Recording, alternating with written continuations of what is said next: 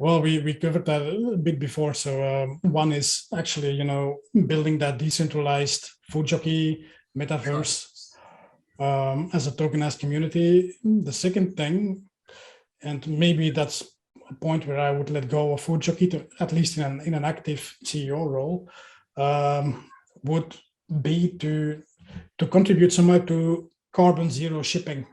Sure. Because we can talk about sustainability and everything, but of course literally the sea freight is not that.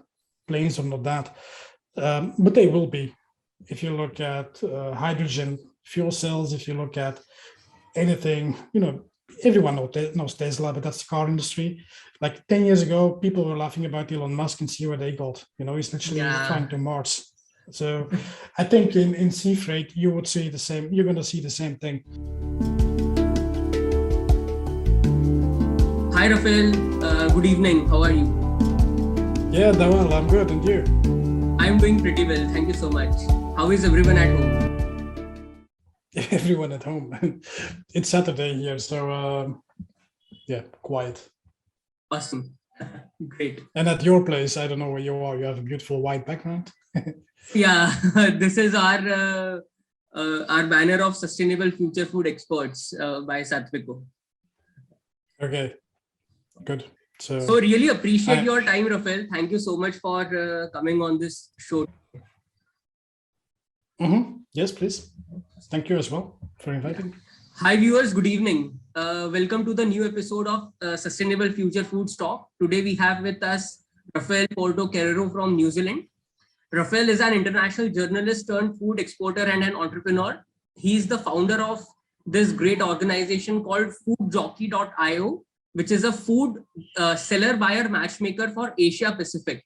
Also, in simple terms, it is the Tinder for food trade. He has been selling his family's brand Marcel to major retailers like Coles and fast food chains such as Burger King in 14 countries in the Asia Pacific region. So, I mean, Rafael, a great profile and really appreciate this. So, I mean, being a postgraduate in journalism from London and after working with some other large organizations, what inspired you to start Food Jockey? Well, it's actually worse than a postgraduate in journalism. I worked for 6-7 years in journalism as well.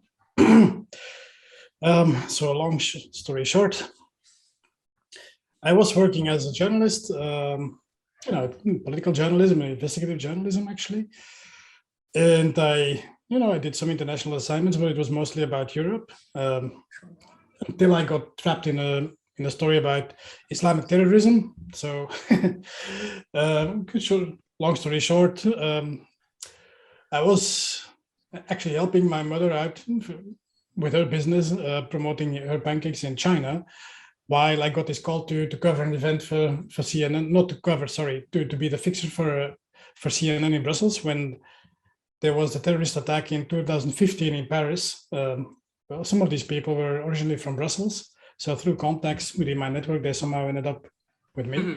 And that made me wonder, like, okay, do I want to cover something like Islamic terrorism, or am I going to sell pancakes in China? I know it sounds so silly, but that was my dilemma at the time. Like, can we convince the Chinese Burger King people to buy my mother's New Zealand made pancakes, for their breakfast menu, because it's like an automated bakery, so they do frozen pancakes, and once a big chain has them, they defrost and it goes very fast. So that's the idea behind it. Because sometimes I get why would someone buy pancakes? Like, and yeah, I found that a different challenge, and they don't chop my head off. So now I can laugh about it. At the time, it wasn't that funny because my then girlfriend was actually in Paris. So yeah.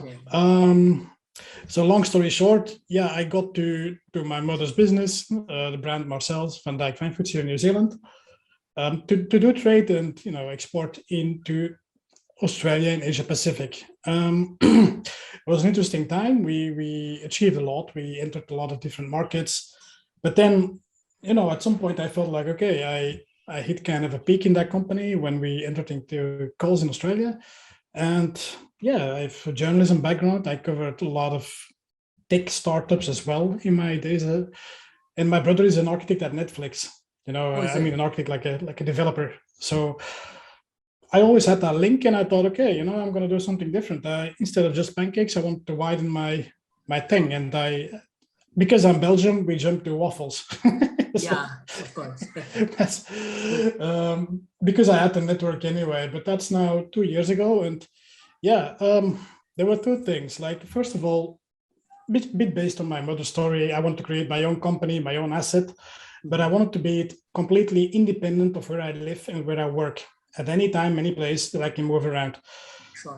And the thing was, by being a business traveler, I also learned that it's so easy, basically, to get a date, like a Tinder or Bumble date. Yeah. Then getting through a trade show and queuing up and getting lost in emails to finding the right business partner. I'm not saying a business partner, because you can find a lot of distributors anyhow, but Right. they need to match. And for us, it was specific because it was, frozen goods. They need to know about bakery, and they need to have the right connections and the services. So I thought, that was such a funny thing. Like, you're in China, you could go on a date with 10 Chinese girls within 2 weeks. Okay, should I say that on the record? I don't know, but that's just the way it is. Same in Singapore, same in Australia. But business partners, you're traveling around and you're just spending money, time, and budget. So that's why I had this idea. Okay, we're just going to make a Tinder for trade. It makes it just simply a lot more playful than another platform, because the user experience is a lot better. It's a lot easier. You get someone in front, you make a profile, we match, and then there's a trade taking place. You start talking. So profile match trade, in a sense, like a dating app.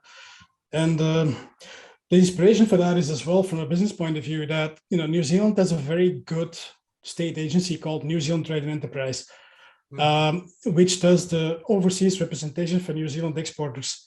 But they go really far. They actually do business development, and most countries don't have that. Like my native country, Belgium, when you do a trade show as a Belgian exporter, they help you setting up the booth, and they make some connections, but they're never going to develop your business. So there's a big gap in international trade in Asia Pacific, which is astonishing for a market that I thought, last figures I saw, is around $4.5 trillion US. So it's huge, and 40% of that is SMEs, like small to medium businesses. So if they're stuck and everything needs to be more localized, like intra-Asia trade is also not really big. So there's a lot of opportunity, and that's why we started with this application. Everyone can export like Nestle, just healthier and more sustainable. Awesome. Long answer. A lot long email. So since you have spent a lot of time in the Asia Pacific region, so how do you look at the changing food landscape in this area? Okay, it's very interesting, and the first thing I would say, it's a very big region. Asia Pacific. In just a couple of keywords, major differences, of course, between India, let's say, New Zealand, and Japan. But I think generally fast-paced, very dynamic, and not just on one level, on branding, product, but also in terms of trade and business. Now there's the rise of the digitized platforms, consumer, of course, that was already going on, but also the B2B part now is taking off more and more. Something that I noticed, and then I would say maybe that is a bit more Asia specific, depending on which country, is also the rise of fashion, kind of, and I mean like clothing and fashion in the strict sense of the word. We have an interesting brand here in New Zealand, actually set up by two Indians. They make, when to speak about food trends, I can elaborate on those. They make a drink from terpenes that's made from hemp. And their branding is completely done by a fashion designer. Oh, is it? Yes, but that's very clever, because in a digitized environment, you kind of create your outlook, and people relate that to clothing and to look and feel. So if your food brand taps into a certain community, a certain target audience, instinctively you make that connection. So I think it's a clever move. And yes, it's a trend. It's very strong in China, especially in China. It's really strong. So the more digitized, and the more maybe more female, if I can put it like that, the stronger that gets. Sure. So yeah, and that is another thing that I would mention generally. It's the creation of communities, like what you guys are doing. It's incredible with the yoga thing, not just a food brand, but actually combining that with food. Yeah, like that's a very clever thing. But it's real because that's what people yogis and yogini, they have a very specific lifestyle and food and diet, and so it's very smart. Right. What else in Asia? I would say clean label, sustainability, a lot of automation, because a lot of platforms are completely automated. You get a deal. Let's say you're in food service. Maybe now it's a bit down because of COVID, but hospitality, it's so automated. Order in, pushes it out. And I think a rising trend that is going to be accelerating even more is this so-called Internet of Things, which is that a factory in, let's say, where you are based, in the factory in New Zealand, you just exchange data among each other, not through a human. So that is also, you're going to see that more and more and more massively. And that's not just Asia Pacific. I mean, in Europe, it's the same thing. Right. Well, of course, what else? What is really strong, I would say, from the food side is the mental and the physical health, or the spiritual health, that even some would say, coming together. So you get a lot of food brands that are not just good for you physically because they have more minerals or more antioxidants, but also have this beautifying thing in them. Like, that's an example. Like in Australia, there's a good brand, Beauty Bites, has collagen, has prebiotics, probiotics, and you're going to see the same thing in drinks increasingly. So in ready to drink, in those things, because it's really for the millennials. Millennials ready to drink everything at once. Boom. Mahana, of course, maybe my pronunciation is pretty shit. Like my Hindi is not good, but no, but you pronounce it rightly. Did I? Okay. Yeah. so yeah, I would say lotus seed is a bit the same thing. It's all about health, beauty, mental health, and now with COVID, of course, even more. So, yeah. Awesome. So, Rafael, I mean, you have built Food Jockey from scratch, and you're building it really well. So, where do you see Food Jockey going in the next 5 years? Okay, like you did the right introduction. So, Food Jockey, because everyone can export like Nestle, it's like currently what we're releasing is a matchmaker app for buyers and sellers, or sellers and distributors meet, match, trade. Now, in 5 years' time, with the current setup, I would say 3 steps. The matchmaker is kind of a point of entry. It's where people hook up, literally, and make connections and start transacting.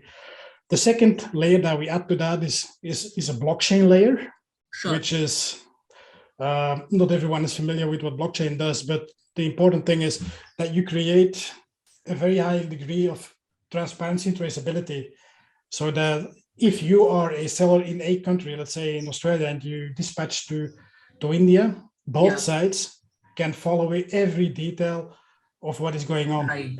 And there is no discussion with, did we send a letter of credit? Who is paying when? No, you see payment in, smart contract, because it's set in blockchain, set in stone, executes, and that thing is dispatched, and you can follow.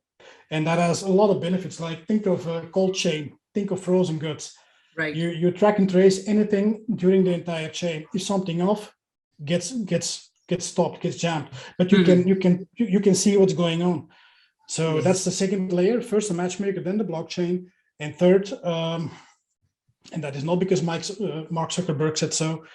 We want to build a metaverse around that, like which means that it's a gamified version of, you could say, a permanent trade show. So you basically, it's we're not quite clear whether it's going to be 2D or 3D, but you walk to a lobby, you as Sattviko, you'd ask, okay, hey, we want to export to Japan. The matchmaker pops up, like you get your Tinder in front of you, you swipe around and you get that distributor. And in the gamified version, you walk up to the distributor and then suddenly you start talking.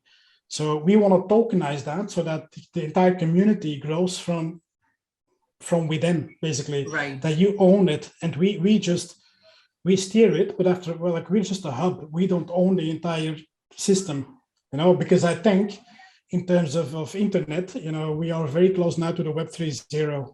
So right now it's all about games, but it's gonna have applications and real world impact far beyond.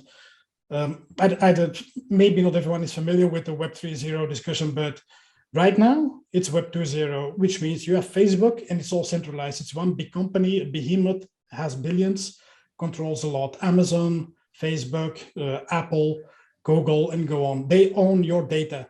Now, with the decentralized web, that is changing because data belong to you. So like a network for us, we could only trade if you give permission, and you actually earn back because you're tokenized. So you receive as well, you're being paid for using our network. And that is, I think, where we want to set us apart as well from our potential competitors, if you want to look at that. But I'm not in business to look at competitors. I know there exist other platforms, of course, but our thing is building that. So in 5 years time, ideally, yes.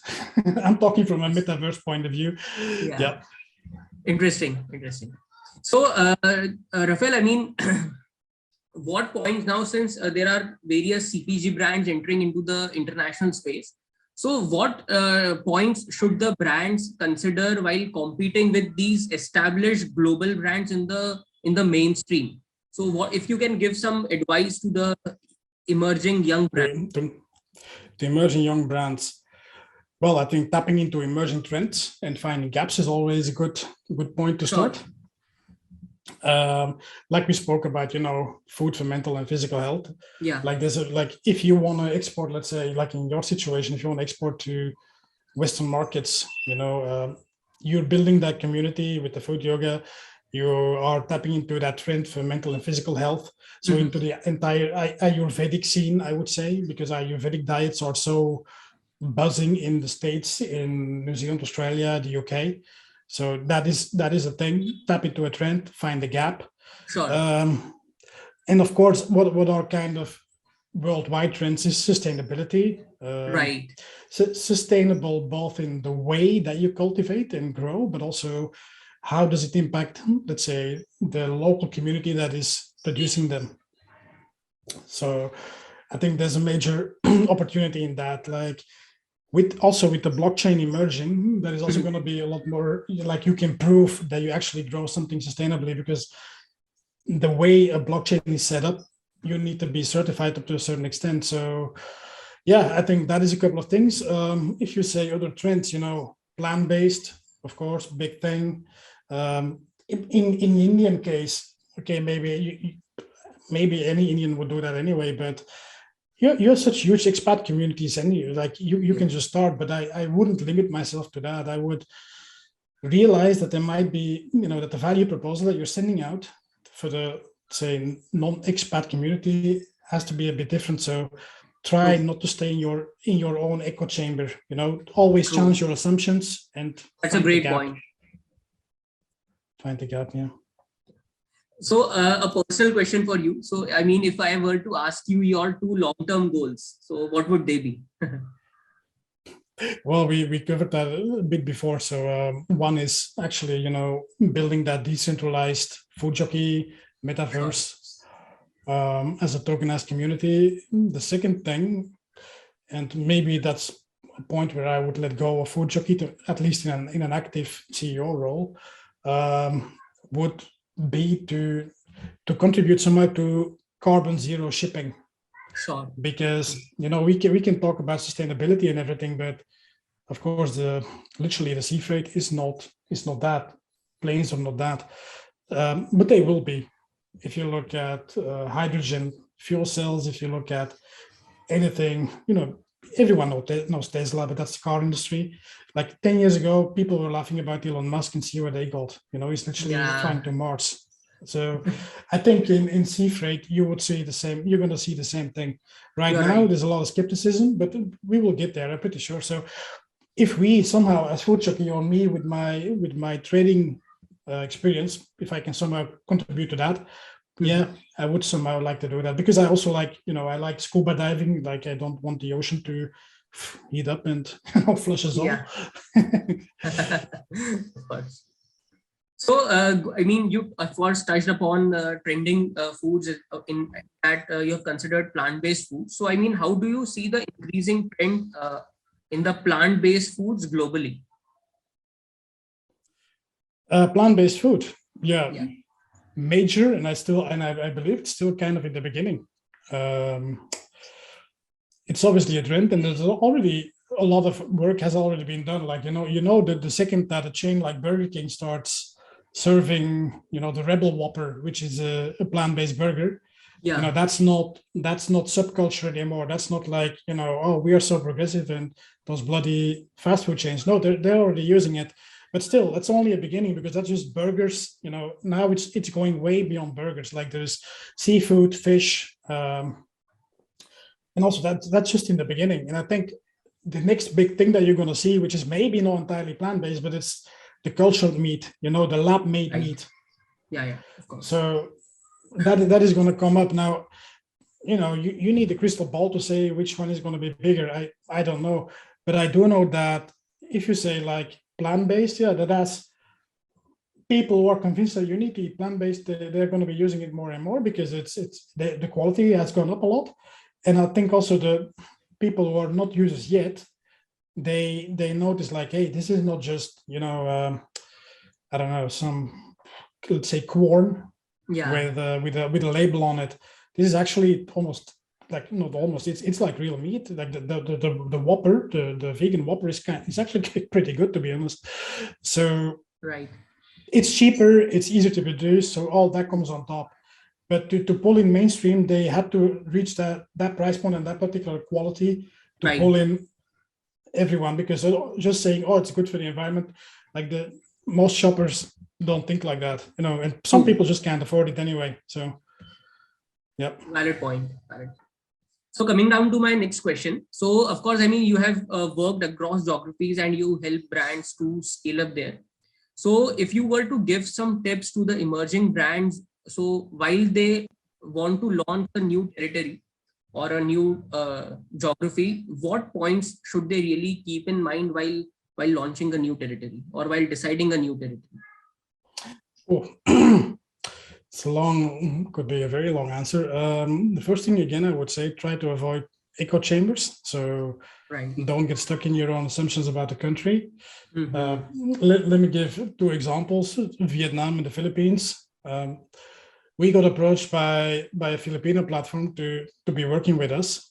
And when I talk to New Zealand suppliers, it's the thing, but the Philippines is a poor country, and our offer is more for, come back to us when we want to go to Japan. Then when you actually look at the offer on the Filipino platform and you start digging deeper, food pricing is more expensive in the Philippines, especially in the bigger cities, than it is in Singapore. So, is it? Yes. And the thing is, the Philippines is a very young country. Average population is 25. Right. They have had, think about it, they've had a lot of offshore IT services. Let's say most of Facebook is sitting in the Philippines. So up to a certain extent, it's comparable to some stuff you see happening in India, but that country has developed a lot.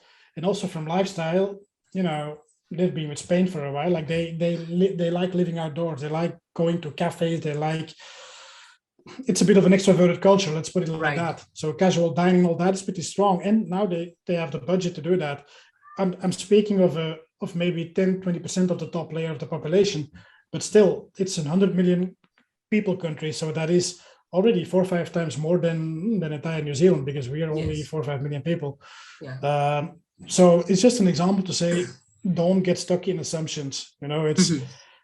It's a dangerous thing. Like, we can go on with, so echo chambers in any business. It's not just when you want to export. Like an echo chamber, when you're among your own people and you get mad at someone or something, try to take an outsider view, because that's where a lot of business dies. Like always, know what you're doing, of course, know what you stand for, but question your own assumption about the country. About the target. It's a very important point for a young CPG entrepreneur to consider, because as you rightly mentioned, that there are certain presumptions which an entrepreneur already has for that country, which is not really right? I mean, so Yeah. that's a pretty valid point. Yeah. Well, like the best example is another example here with my mother's food business. So they have this plant. They make a couple of almost like I think 80 million pancakes a year, something like that. They are pretty strong on gluten free, but that's a trend we didn't really talk about. But free from gluten, free from sugar, free from dairy. Yeah. To my surprise, a lot of the gluten-free ingredients are coming from Pakistan. Okay. So honestly, I didn't see that one coming. Like that was for me, like, right. That is not entirely not the cliche idea that I have from Pakistan. Yeah. So yeah, just saying it's surprising. And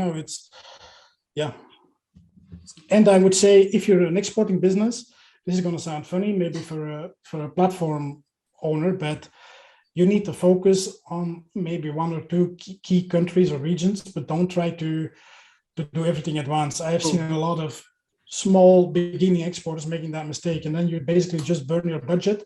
You already have a small budget and you're going to burn it because you're trying to do 5-6 countries at once.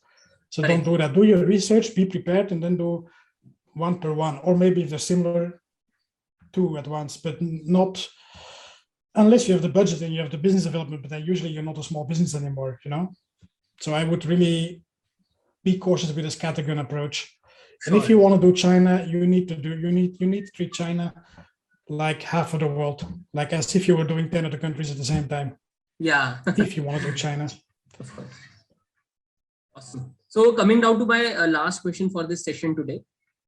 So, I mean, how do you see the increasing scope of e-commerce going forward in the international market? In the international market, well, I hope that we become one of the leading metaverses. Yeah. Of course.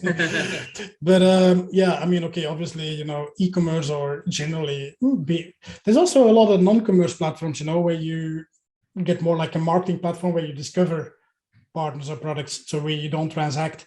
So strictly speaking, that's not e-commerce, but that is only gonna grow stronger. Mm-hmm. And I think, beyond what we have seen now, like, okay, there's a growth in e-commerce, people order, now the big retailers are on that. But think about it, that's actually not really new, because a lot of those platforms start like until now food retail discovered it, and now it's suddenly new, but it's not new at all. That has been around for 20 years. So I think you're going to see a very high degree of gamification of those platforms. At some point, 3D will kick in more. When 5G is stronger everywhere, you see a lot more of that. And I think you're going to see that decentralization where users get more rewarded for using particular networks.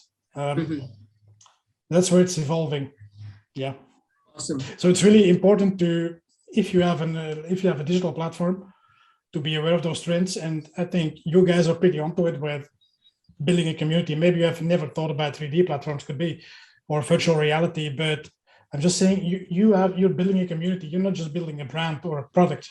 You're beyond brand. You're already tapping into communities worldwide. So yeah, just keep going like that. So brand and community will start being added to just a transactional platform. Cool. Yeah. Thank you so much. I mean, that was, having such detailed answers from you is really incredible. And thank you so much once again for coming on this session today. And please. Appreciate your time. It was a pleasure. It was my pleasure. Thank you so much. You have a great evening ahead. And thank you so much once again. Okay, cool. See you. See you. Thanks.